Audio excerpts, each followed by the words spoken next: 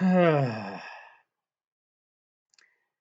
this is really why Holden does what he does, then he's even worse than I originally thought. Hello, catholiccontriversy here, and I've been doing research into why people like Catcher in the Rye and how they can sympathize with the annoying, spoiled, twerp brat of a person that is Holden Caulfield. And the one reason that I keep seeing pop up and come back, and as an excuse for why he does the horrible things that he does, is because he's still mourning the loss of his brother. He's still grieving Allie. If that's really the case, then Holden Caulfield is an absolute monster that deserves no sympathy whatsoever. How can I say this? Because when you are mourning the loss of a loved one, it's okay to be sad. It's okay to be depressed. It's okay to just want to curl up in the corner and be left alone. It's okay to be angry. It's okay to smash windows. But under no circumstances is it ever okay to hurt the people around you that love you and care about you. And that's precisely what Holden's doing with his destructive behavior. And it's even worse because his family's probably also mourning as well. They're probably still in a state of hurt over the loss of their son. So to have their other son do this crazy things and bullshit that he's doing right now, that's only making things a million times worse. And it's actually probably worse on the family than is what Allie did, what Allie's death did to them. Because I know that it's from experience. When I was in middle school, one of the families at my church, their mother contracted a deadly degenerative muscle disease that slowly destroyed her muscle structure to the point where she died. And it had like a 100% mortality rate. It wasn't a matter of if, it was a matter of when. The only thing that they could do is just try to make her life as good as it could be. And it's hard on the family. Of course, it was hard on the family. They're losing their mother. It's a difficult thing.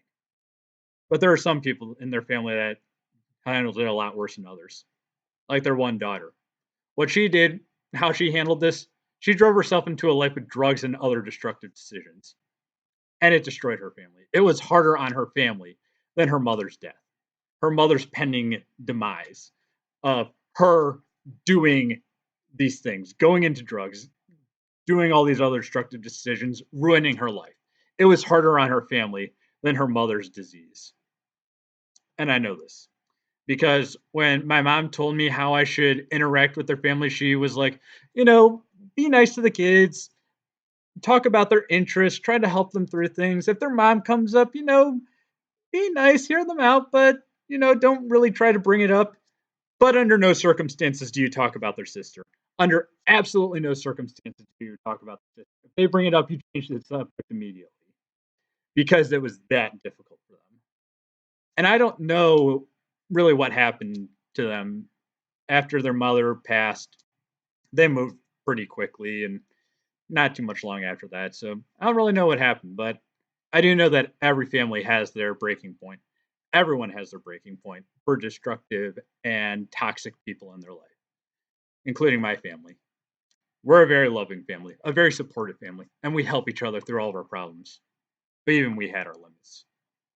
I lost an uncle to addiction. As far as I know, he's still physically alive, but to my family, he's dead to us. When he fell into his disease sickness when I was 7 years old, we tried everything we could. We took him to Alcoholics Anonymous and the rehabilitation clinics and every different program that we could. And it wasn't enough. He still chose his addiction over us until eventually we just told him, get out of our life. We never want to see you again. You're no longer part of our family. And last I heard, he's panhandling down in Florida because his decisions, his way of dealing with whatever he was dealing with was too destructive and too hard on our family. So, yeah, everyone has their breaking point. Holden Caulfield deserves no sympathy whatsoever. I don't care who you are. Holden Caulfield is a monster, just like some other people, because of their destructive behaviors and how they hurt their family due to how they can't handle their problems. They can't process their problems right. If you are doing this yourself, get help. Stop doing what you're doing right now and seek professional help because eventually your loved ones aren't going to be there for you anymore. Eventually, they're going to reach their breaking point, and they're just going to say, I'm not dealing with this anymore, because everyone has their breaking point. This has been Catholic Controversy signing off. May God bless you.